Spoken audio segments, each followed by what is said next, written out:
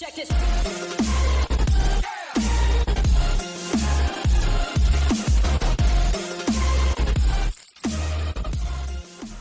Okay, welcome back. Today we're going to continue adding and subtracting fractions, but the fractions are going to be complex fractions or compound fractions, meaning a fraction within a fraction.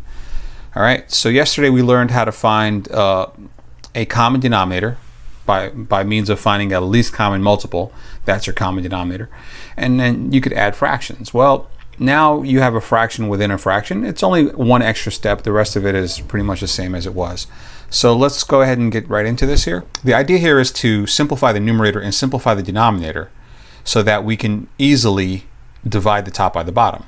Because right now, if you try to divide the top by the bottom, it's a little wacky. It's not going to work. Okay, so what we want to do is, what we know how to do is from yesterday's lesson, or actually from section 9.1, was if we had 2x plus 5 over 3 divided by 4x minus 2 over 7, what we can do here is turn this into a multiplication problem where you multiply the top fraction times the reciprocal, the flipped version of the bottom. So the 7 is not on the bottom anymore, it goes on the top. You can do this, right? This 4x minus 2. So we want to do that with these two things here, but the problem is that this is not a single fraction like this is. So we want to make this look like that. And we want to make this look like that, meaning just a simple fraction. So how do we combine this into a simple fraction? How do we combine this into a simple fraction? And then we can do what we do here, which is divide the top by the bottom. Well, we're not going to divide, we're going to multiply the top by the reciprocal of the bottom. How do you get that? So let's back up, and we have two things that we have to do here. First thing we have to do is get this to be a single fraction. So let's just work on that. So you have 1 plus 1 over x. How do you make that a single fraction? Well, when you're adding two fractions, you need a common denominator, but this doesn't have a denominator. So we're going to make this 1 over 1. Makes sense, right? And what we learned in the previous lesson was you look at your denominators and you factor them up completely, right? And you have like this little list here. Well, it's only 1 and x this time, right? And what you do is you box all the unique factors. Well, there's only one x, you have to take that, and there's only one 1 here, you have to take that, and then you multiply those, and your denominator, your least common multiple, is just x. So that means your common denominator here for both of these is going to be x and x.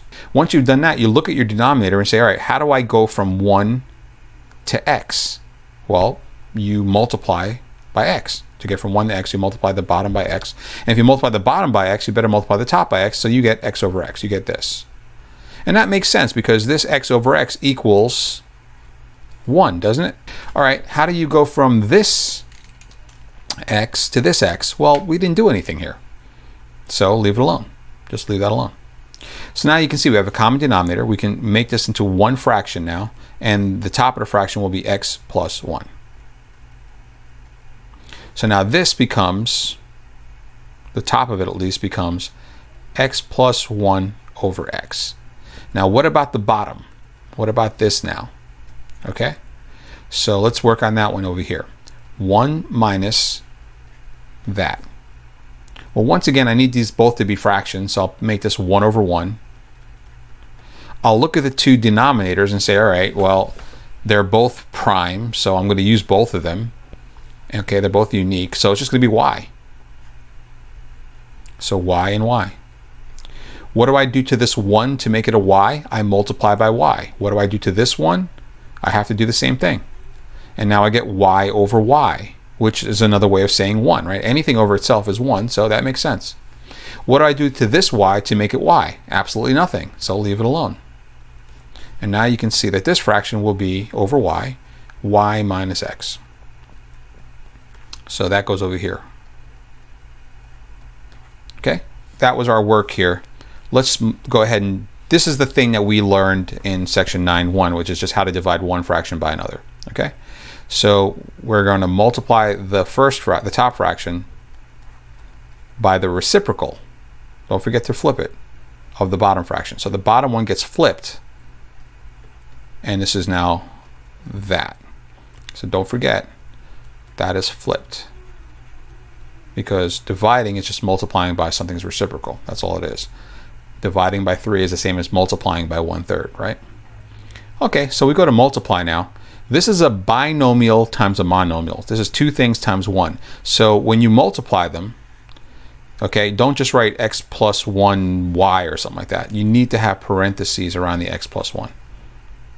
Okay, and on the bottom, it's one thing times two things, a monomial times a binomial. So do the same thing. Put the binomial in parentheses.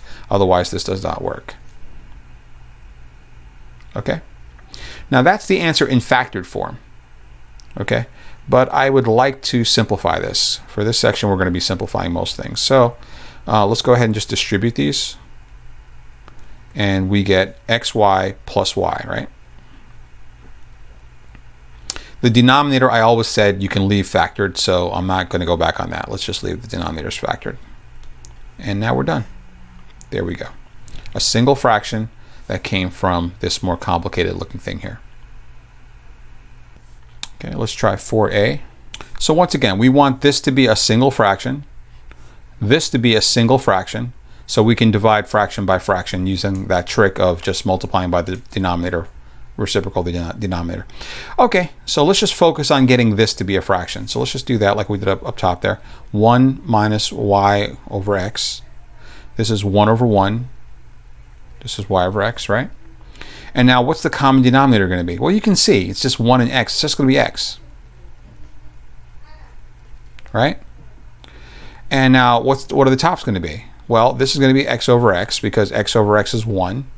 And this is already just something over x. So that's done. So what's this denominator going to be? What's this fraction going to be? It's going to be x minus y over x. A lot like the last problem, right? And then for the bottom here, 1 over y plus 1 over x. Okay, what's a common denominator for y and x? Well, if you look at the two individual things there, they're unique and you would have to use both of them. So it's just going to be x times y. So it's going to be xy and xy. What would you do to this y to make it xy? You would multiply by x. So 1 times x is x. What would you do to this x to make it xy? You'd multiply by y. You'd have that. So what's your final fraction? Well, the denominator is xy, and it's x plus y. Okay? So now we can rewrite this complex fraction that has sums and differences in it as a simpler but still complex fraction, which would be x minus y on top over x, and x plus y over xy on the bottom. And now you can divide this by this. How? By multiplying this by the reciprocal of the bottom here. So it's going to be x minus y over x times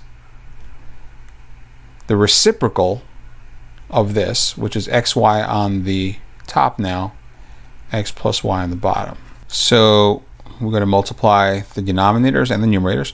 The top is going to be x minus y, put it in parentheses because it's two things, times xy. And the bottom is going to be x times x plus y. Now, we can simplify some stuff here. For one thing, you can see that the x's here will cancel out, right?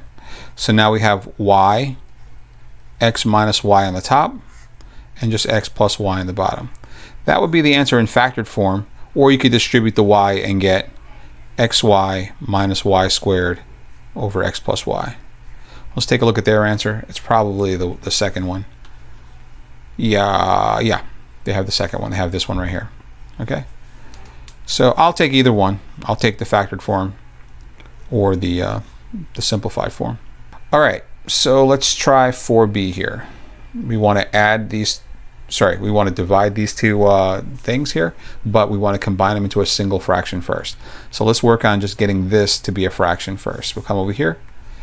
C over d minus d over c. Look at the denominators now, c and d.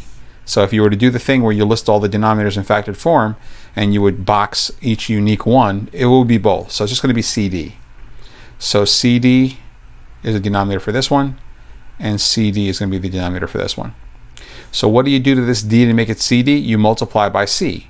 Well, there's already a c here, so this becomes c squared. And what do you do to this c to make it cd? you need to multiply by d. There's already a d here, so this becomes d squared. So now you can do the subtraction. The common denominator is cd, and this is c squared minus d squared. And that's going to be the top.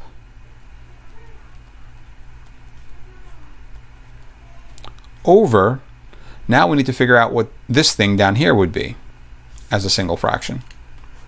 So I'll just make some room here. It's d over c plus, and it's plus 2, but I'm going to write 2 over 1 because I know I have to have two fractions here. And what's the common denominator for c and 1? Well, it's just going to be c. Okay, so you just put them both over c. You can see that nothing's changing here, so that's just d over c. But what did I do to this 1 to make it a c? I multiplied by c, so the top here becomes 2c. Now I can add them. The denominator, common denominator is c, and it's d plus 2c. Or 2c plus d. Now, we're going to put that down here, right? d plus 2c. But when we go to do the multiplication, we have to flip the bottom one, right? So this is going to be c squared minus d squared over cd times the reciprocal of this. So now c is on top and d plus 2c is on the bottom. Okay, so multiplying the top here, it's this times this. So be careful. This is two things, means that you're going to have like distribution. You're going to have the c times this stuff. And then here you have the CD times this stuff also in parentheses. CD times D plus 2C. You can also see that this is going to cancel out that. Those C's cancel out. So I have C squared minus D squared on top. And you can distribute that D and get D squared minus, or rather plus 2CD on the bottom. So that's fully simplified. Let's take a look at their answer. Yep, same thing. So let's just see if we can try this one here. So we want to once again make the top a single fraction so we can divide it by the bottom. The problem is the top is actually two things, so we need to add these two fractions and make one big, one big single fraction. So let's look at the top here. This is an addition problem here. It's going to be that plus that, and we need to find a least common multiple for these two factors. Well, there's this factor and there's this factor, and that's it. There's no like stuff to choose from, and there's no repeated factors. So really, we're just going to end up using both of them. So our common denominator is going to be both of them. Okay, based on what we learned yesterday. So a minus 1, a minus 4. So what would you do to this factor to get it to look like this? You would multiply it by a minus 4. So there's already a 2 here. Oops, wrong color. There's already a 2 here, but we're going to multiply it by a minus 4 to make it look like, to make this become this. We'll do it to the top as well. There's already a 3 up here. What would you do to the a minus 4 to make it look like this? Well, obviously you have to multiply it by a minus 1. So we have that. And now finally, what's our denominator? Here it is. Least common multiple right there is our common denominator. And then it's going to be this plus this. So it's 2. Now, actually, for the adding, you do have to simplify the top. So I'm going to go ahead and distribute like I did yesterday. So this is 2a minus 8 plus, and since there's plus, I don't need parentheses for the second part here, 3a minus 3. And now you can see there are some like terms we can combine. So 2a plus 3a is 5a. Negative 8 plus negative 3 is negative 11. And then here is your denominator, which we can leave factored. That right there is going to replace all of this. Okay? So let's rewrite our fraction now. The top is now 5a minus 11 over a minus 1, a minus 4. And the bigger fraction here, that's going to be divided by 6 over. Now, we're going to need to fully factor stuff here. So let's go ahead and just factor that right now. What is that going to be? So it looks like reverse FOIL. So a and a two numbers that multiply to give you 4 to add to give you 5 would be 4 and 1. But it's negative 5, so they're both negative. And you can see that's negative 5 when you add them, but positive 4 when you multiply them. So that works. And now we can turn this into a multiplication problem. So we have 5a minus 11 over a minus 1 times a minus 4 times the reciprocal of this. So that means the 6 is on the bottom now, and the a minus 1 and the a minus 4 is on top.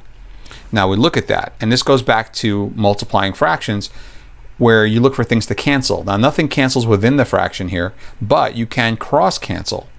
You can see that this a minus 1 will cross cancel with this a minus 1, and this a minus 4 will cross cancel with this a minus 4. So all that's left is just this 5a minus 11 and this 6. Okay, and that is it. We are done. Have a good one. See you later. Check this.